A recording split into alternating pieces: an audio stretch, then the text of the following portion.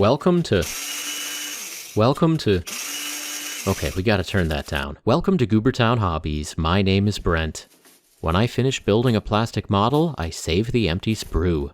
This is my lifetime collection of sprues, and one of these days they're gonna come in handy. One of these days I'll find something really cool to do with all this plastic. In the meantime though, all of this is taking up too much space. Today we're gonna chop up all these sprues so that they fit in a smaller box. That way I can keep on hoarding them for many years to come.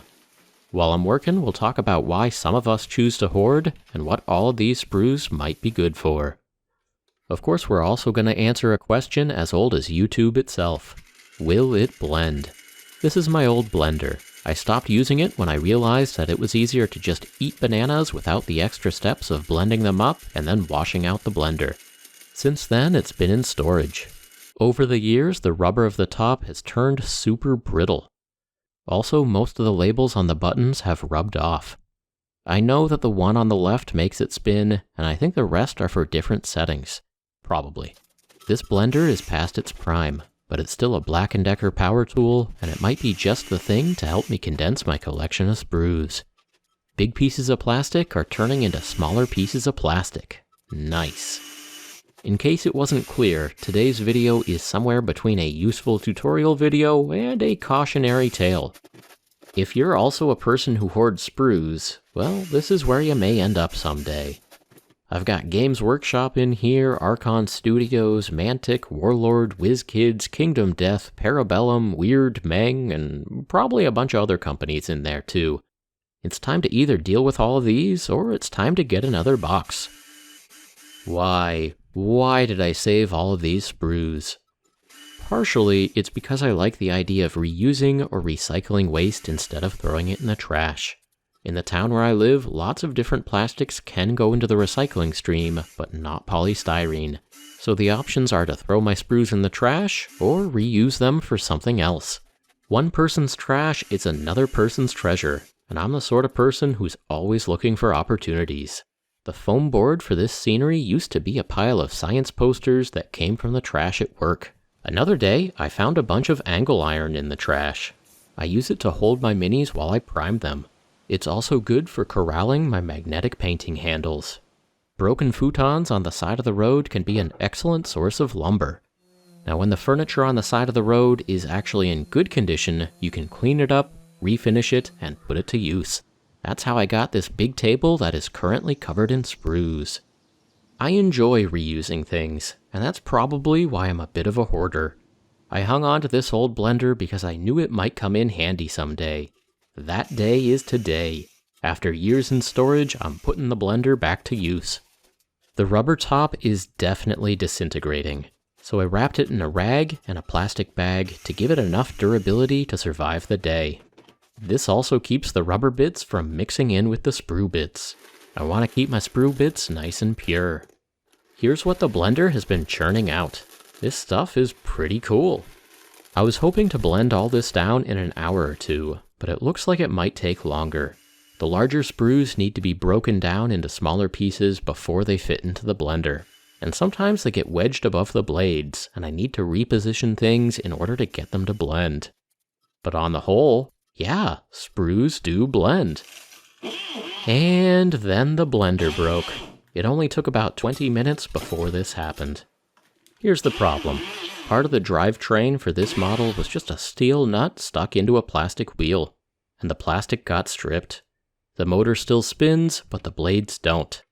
Dang, I've got all my sprues out, I've got my cameras all set up, and my blender went and broke after 20 minutes. What am I gonna do about all these sprues all over my table? Clearly, I don't want to throw them out, but I also don't want to just put them back into those totes either. Well, I got out my big husky clippers, and I got to clipping. This is slower than blending, but it's not too bad. At least this way is less noisy, and it uses less electricity. Come to think of it, it's probably safer too. But why? Why am I doing this? I think part of the answer is sentimental. Obviously, my main hobby is building and painting models. High-impact polystyrene is one of the best and most popular materials for minis. Model sprues are made by injecting hot liquid plastic into a mold. The bits that come on these sprues are tiny pieces of art. We love them because they have a lot of detail and a lot of character. The framework of the sprues came from the same primordial goo as the bits that we love. I think that creates a psychological link between the minis and the sprues. The minis have value to us, and the sprues are made of the exact same stuff. The good stuff. This is some good stuff. So let's try to be reasonable for a moment. Do empty sprues have any real uses? Well, I've seen some people use them as a framework for scratch-built terrain projects or even scratch-built models. Those can be pretty dang cool. For the most part, though, I don't think that the shape of sprues is very useful. My own interest is in using sprue bits as a raw material, so I don't mind chopping them up into little pieces. Polystyrene is a thermoplastic, so it can be melted down and reformed. The melting point is higher than a lot of other plastics, so it's not ideal for home use, but it is technically possible.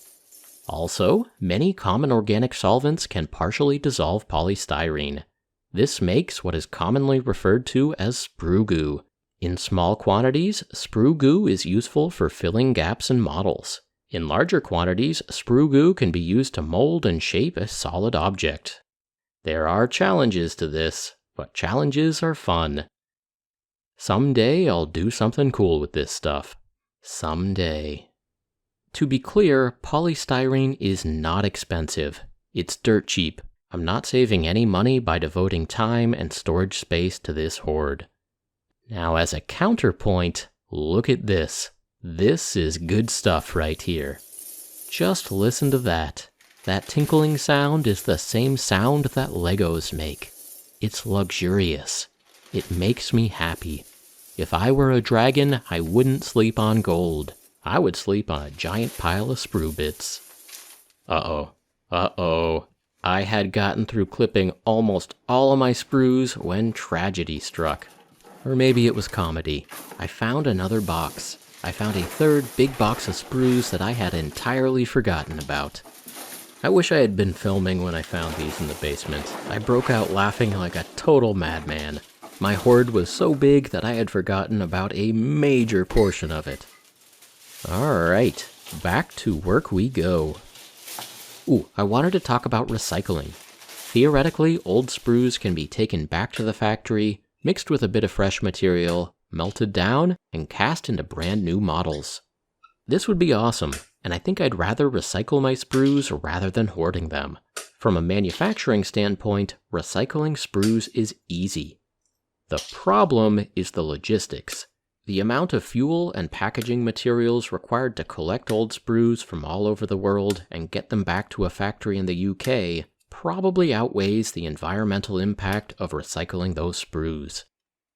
Collection points at hobby stores are a possibility, but just like any recycling stream, it'll be a challenge to keep idiots from throwing their food wrappers into the bins and contaminating everything. If someone does figure out a good way to collect and recycle sprues, then I'm all for it. But I'm honestly not optimistic. Like most of you, I live in the modern world. I consume food, packaging, oil, electricity, and menthol cough drops just like all of you. In the scheme of things, the waste from mini painting and tabletop gaming is just a drop in the bucket. If I took this lifetime collection of empty sprues and threw them straight in the landfill, well, that would still be far less waste than the lunch rush at my local McDonald's. Yeah, I know that's pretty bleak, but my point is that I don't judge anyone who just throws their sprues in the trash. That is a logical alternative to hoarding them. But me, I'm gonna keep on hoarding, and I'm gonna do it because I want to. It takes many, many hours to clip a lifetime collection of sprues, but each frame only takes a minute or two. They condense way down if you cut them up like this. One of these days, I'm gonna figure out something great to do with all of this. One of these days. Well, that's it for this time. Thanks so much for watching.